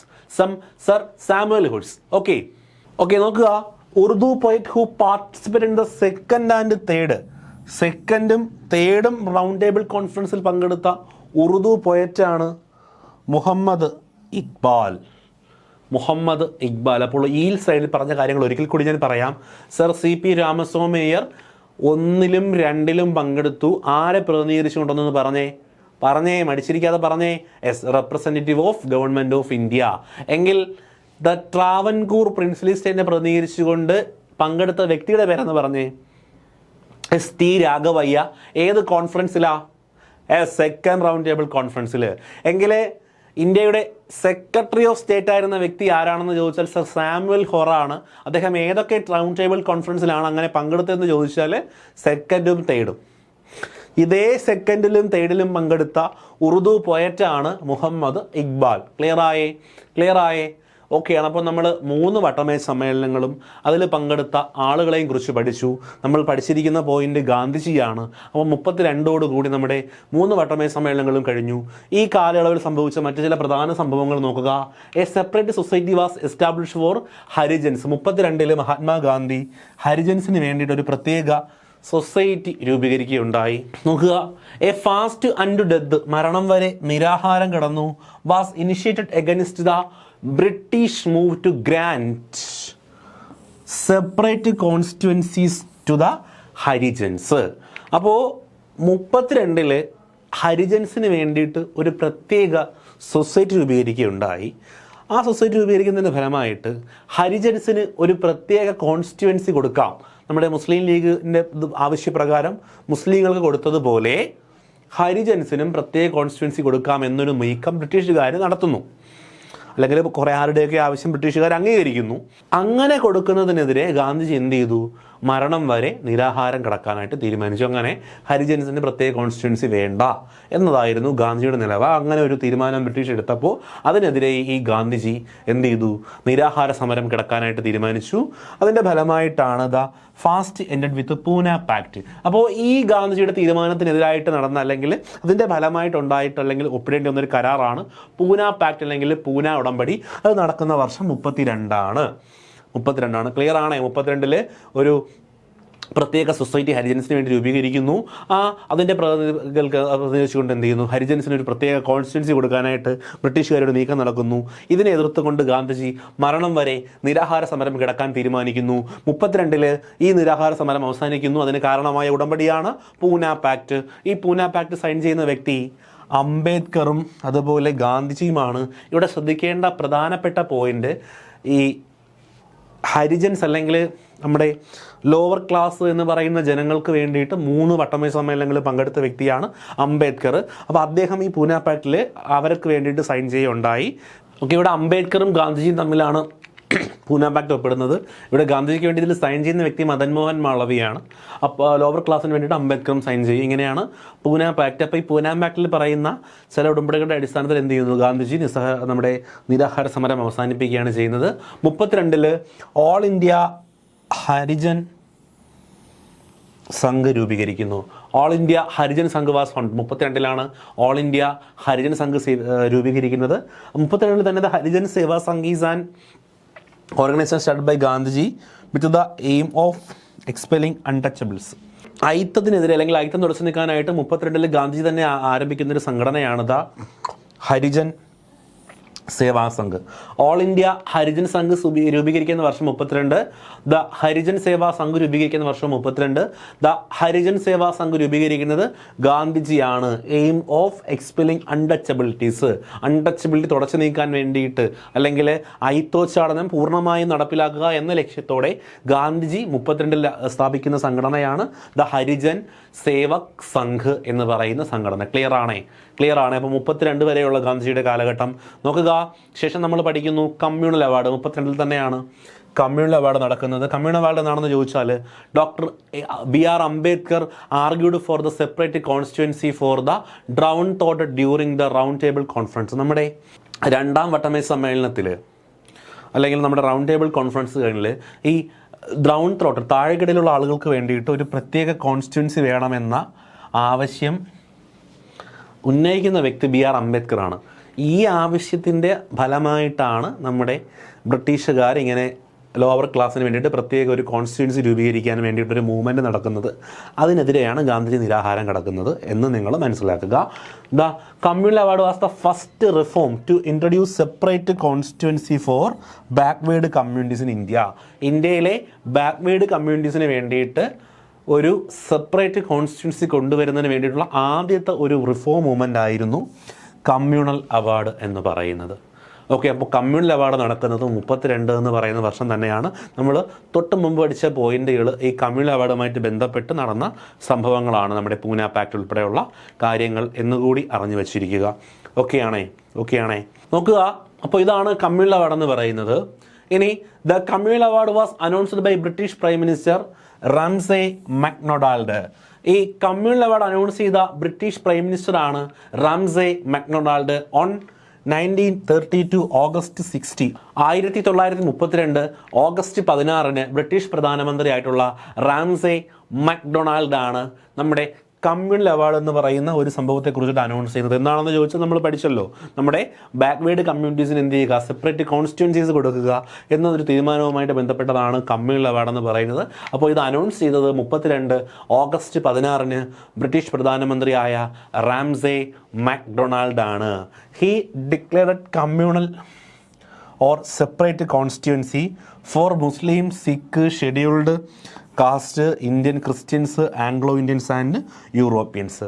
അപ്പോൾ അദ്ദേഹം പറഞ്ഞത് എന്താണെന്ന് പറഞ്ഞാൽ പ്രത്യേക കോൺസ്റ്റിറ്റ്യുവൻസി അല്ലെങ്കിൽ പ്രത്യേക കമ്മ്യൂണൽസ് അനുവദിക്കും. ആർക്കൊക്കെ വേണ്ടിയിട്ട്? മുസ്ലിങ്ങൾക്ക് വേണ്ടിയിട്ട്, സിഖുകാർക്ക്, ഷെഡ്യൂൾഡ് കാസ്റ്റിന്, ഇന്ത്യയിലുള്ള ക്രിസ്ത്യൻസിക്ക്, അതുപോലെ ആംഗ്ലോ ഇന്ത്യൻസും യൂറോപ്യൻസ്. അപ്പോൾ ഈ പറയുന്ന മതവിഭാഗത്തിൽ അല്ലെങ്കിൽ സമുദായത്തിൽ പെടുന്ന ആളുകൾക്ക് വേണ്ടിയിട്ട് പ്രത്യേക കോൺസ്റ്റിറ്റ്യുവൻസീസ് കൊടുക്കാനായിട്ടൊരു തീരുമാനം ബ്രിട്ടീഷുകാർ എടുക്കുന്നു. അതാണ് കമ്മ്യൂണൽ അവാർഡ് എന്ന് പറയുന്നത്. ഇത് നടപ്പിലാക്കിയ അല്ലെങ്കിൽ അനൗൺസ് ചെയ്ത പ്രധാനമന്ത്രി റാംസെ മക്ഡൊണാൾഡ്, വർഷം 32, മാസം August 16. Okay, condition started in the communal award. Communal അവാർഡിൽ പറയുന്ന പ്രധാനപ്പെട്ട കണ്ടീഷൻസ് നോക്കുക. Separate constituencies will be established for minorities. മൈനോറിറ്റീസിന് വേണ്ടിയിട്ട് പ്രത്യേക കോൺസ്റ്റിറ്റ്യുവൻസികൾ എസ്റ്റാബ്ലിഷ് ചെയ്യുക. ദ ഷെഡ്യൂൾഡ് കാസ്റ്റുകാരെ, SC ST-കാരെ will be recognised as minority community. അവരെയും മൈനോറിറ്റി കമ്മ്യൂണിറ്റി ആയിട്ട് പരിഗണിക്കുക. And separate constituencies will be established for them. Separate constituencies will be established for them. അവർക്ക് വേണ്ടിയിട്ടും സെപ്പറേറ്റ് കോൺസ്റ്റിറ്റ്യുവൻസീസ് കൊണ്ടുവരിക. ഓക്കെ, ക്ലിയർ ആയോ? അപ്പോൾ എന്താണ് കമ്മ്യൂണൽ അവാർഡിൽ പറയുന്നതെന്ന് ചോദിച്ചാൽ, ഒന്നാമത്തെ വ്യവസ്ഥ ഇന്ത്യയിലുള്ള മൈനോറിറ്റീസ് ആയിട്ടുള്ള ആളുകൾക്ക് വേണ്ടി സെപ്പറേറ്റ് കോൺസ്റ്റിറ്റ്യുവൻസീസ് എസ്റ്റാബ്ലിഷ് ചെയ്യുക. അതിനകത്ത് ആരൊക്കെ വരുമെന്ന് ചോദിച്ചാൽ സിഖുകാർ വരുന്നു, ഇന്ത്യൻ ക്രിസ്ത്യൻസ് വരുന്നു, ആംഗ്ലോ ഇന്ത്യൻസ് വരുന്നു, യൂറോപ്യൻസ് വരുന്നു, മുസ്ലിങ്ങൾ വരുന്നു. പിന്നെ അവരെ കൂടാതെ ഷെഡ്യൂൾഡ് കാസ്റ്റുകാരെയും മൈനോറിറ്റീസ് ആയിട്ട് കൺസിഡർ ചെയ്തിട്ട് അവർക്കും കോൺസ്റ്റിറ്റ്യുവൻസീസ് എസ്റ്റാബ്ലിഷ് ചെയ്യുക എന്നൊരു കണ്ടീഷൻ നമ്മുടെ കമ്മ്യൂണൽ അവാർഡിനകത്ത് പറഞ്ഞിട്ടുണ്ടായിരുന്നു. അതുമായിട്ട് ബന്ധപ്പെട്ട ഇമ്പോർട്ടൻ്റ് ഇൻസ്ട്രക്ഷൻസ് നോക്കുക. Allow Muslim special vote writing in addition to those in legislator. Okay, ഒന്നാമത്തെ condition allow Muslim special voting rights. മുസ്ലിങ്ങൾക്ക് സ്പെഷ്യൽ വോട്ടിംഗ് റൈറ്റ് കൊടുക്കുക, പ്രത്യേക വോട്ടിംഗ് അവകാശങ്ങൾ കൊടുക്കുക. In addition to those in legislator, നിയമസഭയിലുള്ളത് പോലെ അല്ലെങ്കിൽ ലെജിസ്ലേറ്ററിലുള്ളത് പിന്നെ പുറമേ, അത് അല്ലാതെ മറ്റ് ചില വോട്ടിംഗ് റൈറ്റ്സ് കൂടി ബ്രിട്ടീഷുകാർക്ക് കൊടുക്കുക എന്നൊരു നിർദ്ദേശം നമ്മുടെ കമ്മ്യൂണൽ അവാർഡിൽ വെച്ചിട്ടുണ്ട്. There should be a separate constituencies for Muslim and certain percentage of membership should be allowed in central and local legislative assemblies. There should be separate constituencies for Muslims. മുസ്ലിംസിന് എന്ത് ചെയ്യുക, സെപ്പറേറ്റ് കോൺസ്റ്റിറ്റ്യുവൻസീസ് അനുവദിക്കുക. And certain percentage of membership should be allowed in central and local legislative assemblies. Local legislative അസംബ്ലീസിലും അതുപോലെ central legislative അസംബ്ലീസിലും എന്ത് ചെയ്യുക, ഒരു നിശ്ചിത ശതമാനം മെമ്പർഷിപ്പ് മുസ്ലിങ്ങൾക്ക് കൊടുക്കുക എന്നൊരു ഇൻസ്ട്രക്ഷന് നമ്മുടെ കമ്മ്യൂണൽ അവാർഡിനകത്ത് പറഞ്ഞിട്ടുണ്ട്. അപ്പോൾ there should be a separate constituencies for Muslim and certain percentage of membership should be allowed in central and local legislative assemblies. Allocate 71 seat to backward classes. Allowed 71 seat to backward classes. Backward ക്ലാസ്സിന് വേണ്ടിയിട്ട് ഏകദേശം 71 സീറ്റുകൾ സംവരണം ചെയ്ത് വയ്ക്കുക തുടങ്ങിയവയൊക്കെയാണ് നമ്മുടെ communal അവാർഡുമായിട്ട് ബന്ധപ്പെട്ട പ്രധാനപ്പെട്ട ഇൻസ്ട്രക്ഷൻസ് എന്ന് പറയുന്നത്. അപ്പോൾ മുസ്ലിങ്ങൾക്ക് പ്രത്യേക വോട്ടിംഗ് അധികാരങ്ങൾ കൊടുക്കുക, ലെജിസ്ലേറ്റീവിനുള്ളതിന് പുറമേ ആയിട്ട് ചില പ്രത്യേക അവകാശങ്ങൾ കൊടുക്കുക, മുസ്ലിംസിന് പ്രത്യേക കോൺസ്റ്റിറ്റ്യുവൻസീസ് ഉണ്ടാക്കുക, കൂടാതെ സെൻട്രൽ ലെജിസ്ലേറ്റീവ് അസംബ്ലിയിലും ലോക്കൽ ലെജിസ്ലേറ്റീവ് അസംബ്ലിയിലും ഒക്കെ അവർക്ക് എന്ത് ചെയ്യുക, ഒരു നിശ്ചിത ശതമാനം സംവരണം കൊടുക്കുക, ബാക്ക്വേർഡ് ക്ലാസ്സസിന് 71 സീറ്റ് വരെ എന്ത് ചെയ്യുക, അലോക്കേറ്റ് ചെയ്യുക തുടങ്ങിയൊക്കെയായിരുന്നു നമ്മുടെ കമ്മ്യൂണൽ അവാർഡിലെ പ്രധാനപ്പെട്ട നിർദ്ദേശങ്ങളെന്ന് പറയുന്നത്. On September 20, 1932 1932 September 20 Gandhiji began an indefinite hunger strike in Yerwada jail to protest against the provision of separate constituencies for backward classes. അപ്പോൾ 32 സെപ്റ്റംബർ 20 ഗാന്ധിജി എന്ത് ചെയ്തു, ഏർവാദ ജയിലിലാണ് അദ്ദേഹത്തെ കിടക്കുന്ന സമയത്ത് അദ്ദേഹം അവിടെ കിടന്നുകൊണ്ട് ഒരു ഇൻഡെഫിനിറ്റ് ഹങ്കർ സ്ട്രൈക്ക്, അതായത് അനിശ്ചിത കാലത്തേക്ക് നിരാഹാര സമരം ആരംഭിക്കുന്നു. എന്തിനെതിരെ? ഈ ബാക്ക്വേർഡ് കമ്മ്യൂണിറ്റീസിന് പ്രത്യേക കോൺസ്റ്റിറ്റ്യുവൻസീസ് കൊടുക്കുന്നതിനെതിരെ. അപ്പോൾ അങ്ങനെ കൊടുക്കുന്നതിനുള്ള ആ തീരുമാനമായിരുന്നു കമ്മ്യൂണൽ അവാർഡ് എന്ന് പറയുന്നത്. Okay the hunger strike will end with Pune pact. നമ്മൾ പഠിച്ചതാണ്, പൂനെ പാക്റ്റുമായിട്ട് ബന്ധപ്പെട്ടാണ് അത് എൻഡ് ചെയ്യുന്നത്.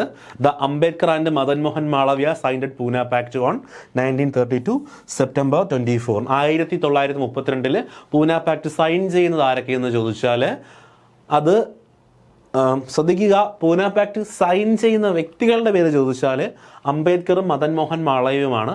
ആരൊക്കെ തമ്മിലാണെന്ന് ചോദിച്ചാൽ ഗാന്ധിജിയും അംബേദ്കറും തമ്മിലാണ്. അപ്പോൾ ഗാന്ധിജിയെ പ്രതിനിധീകരിച്ചു കൊണ്ടാണ് മോഹൻ മാളവ്യ എന്ത് ചെയ്യുന്നത്, നമ്മുടെ പൂനെ പാക്റ്റിൽ സൈൻ ചെയ്യുന്നത് എന്നുള്ളതാണ്. ഓക്കെ, ക്ലിയർ ആണ്? കാര്യങ്ങൾ മനസ്സിലായോ? ഈ പൂനെ പാക്റ്റിനെ കുറിച്ചിട്ടാണ് നമ്മൾ ഈ കമ്മ്യൂണൽ അവാർഡിന് തൊട്ട് മുമ്പ് പഠിച്ചത്. 32 കാലഘട്ടങ്ങളിൽ ഗാന്ധിജിയുമായി ബന്ധപ്പെട്ട് നടന്ന പ്രധാനപ്പെട്ട സംഭവങ്ങളാണ് പൂനെ പാക്റ്റ്, കമ്മ്യൂണൽ അവാർഡ്, അദ്ദേഹം നയിച്ച ഹങ്കർ സ്ട്രൈക്ക് തുടങ്ങിയത് സെപ്റ്റംബർ 20, അത് അവസാനിപ്പിച്ചത് സെപ്റ്റംബർ 24. അതിന് കാരണമായ ഉടമ്പടി പൂനെ പാക്റ്റ്. ആരൊക്കെ തമ്മിൽ ഒപ്പിട്ടു എന്ന് ചോദിച്ചാൽ അംബേദ്കറും ഗാന്ധിജിയും. ഗാന്ധിജിക്ക് വേണ്ടി സൈൻ ചെയ്ത വ്യക്തി മദൻ മോഹൻ മാളവ്യ.